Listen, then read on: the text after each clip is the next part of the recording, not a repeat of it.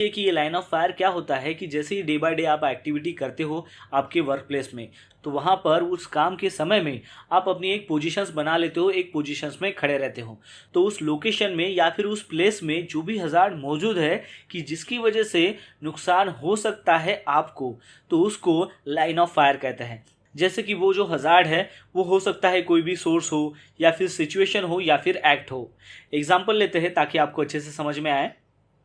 Working near critical lifting activities, यानी कि critical lifting का काम चालू है और उसके नज़दीक अगर आप काम कर रहे हो तो वो एक लाइन ऑफ फायर में आता है। सेकेंड एग्जाम्पल है पासिंग बिलो सस्पेंडेड लोड, यानी कि क्रेन से कोई वेट उठाया हुआ है और जहाँ पर ये जो वेट उठाया हुआ है और उसके नीचे से अगर आप पास होते हो तो वो लाइन ऑफ फायर में आता है।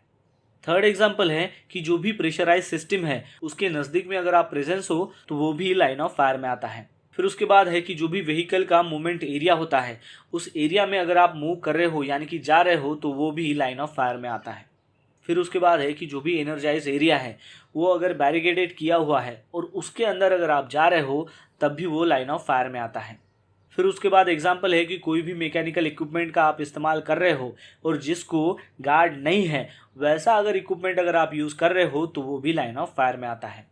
और फिर उसके बाद है कि जो भी एक्सकेवेटर का एक्सक्लूजन जोन है उसके अंदर में अगर आप एंट्री करते हो तो वो भी लाइन ऑफ फायर में आता है। तो ये सारे एग्जाम्पल जो है आपको समझ में आ गए होंगे और इसके साथ ही आपको समझ में आ गया होगा कि लाइन ऑफ फायर होता क्या है।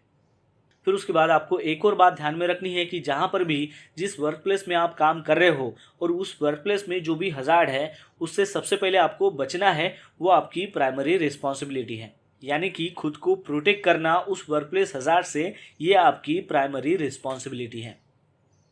चलिए अब जानते हैं कि कुछ बातें ऐसी है जो आपको साइट पर नहीं करना है। चलिए देखते हैं। तो उसमें सबसे पहले है कि जो भी अनडेसिग्नेटेड एरिया है उसमें आपको काम नहीं करना है। फिर उसके बाद है कि जो भी ट्रैफिक मूवमेंट जोन है उसमें आपको एंट्री नहीं करनी है। फिर उसके बाद है कि जो भी प्रेशराइज सिस्टम है उसके नियर में या फिर उसके अराउंड में आपको काम नहीं करना है। फिर उसके बाद है कि जो भी एनर्जाइज सिस्टम है या फिर कंपोनेंट्स है उसके साथ में आपको इंगेज नहीं होना है। फिर उसके बाद है कि जो भी सस्पेंडेड लोड है उसके नीचे में आपको खड़े नहीं रहना है। और फिर उसके बाद है कि जो भी एक्सक्लूजन जोन है उसमें आपको इंटर नहीं होना है। तो ये बातें आपको ध्यान में रखनी है और ये बातें आपको साइट पर नहीं करना है।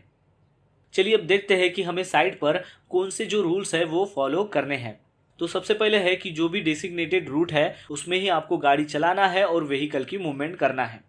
फिर उसके बाद आपको ये ध्यान में रखना है कि जहाँ पर भी आप गाड़ी चला रहे हो तो उसके नज़दीक अगर कोई पेडेस्ट्रियन एरिया है तो उसके बारे में आपको पता होना चाहिए और उसी तरीके से आपने जो है वहाँ पर गाड़ी जो है वो सेफली चलाना है। फिर उसके बाद आपको ये ध्यान में रखना है कि जो भी सस्पेंडेड लोड है या फिर जो भी ऑब्जेक्ट है उससे आपको दूरी बनाए रखनी है। फिर उसके बाद आपको ये ध्यान में रखना है कि जो भी फॉलिंग ऑब्जेक्ट है उसके बारे में आपको सतर्क रहना है, अवेयर रहना है। फिर उसके बाद में आपको ये ध्यान में रखना है कि जो भी सराउंडिंग हज़ार्ड्स है उसके बारे में आपको पता होना चाहिए। फिर उसके बाद में आपको ये ध्यान में रखना है कि जो भी एक्सक्लूजन जोन है उससे आपको दूरी बनाए रखनी है। और फिर उसके बाद है कि जो भी नियर मिस होता है उसको आपको इमीडिएटली रिपोर्ट करना है। तो ये जो सारी बातें हैं ये आपको डिस्कस करना है जब भी आप लाइन ऑफ फायर के बारे में टीबीटी डिस्कस करते हो।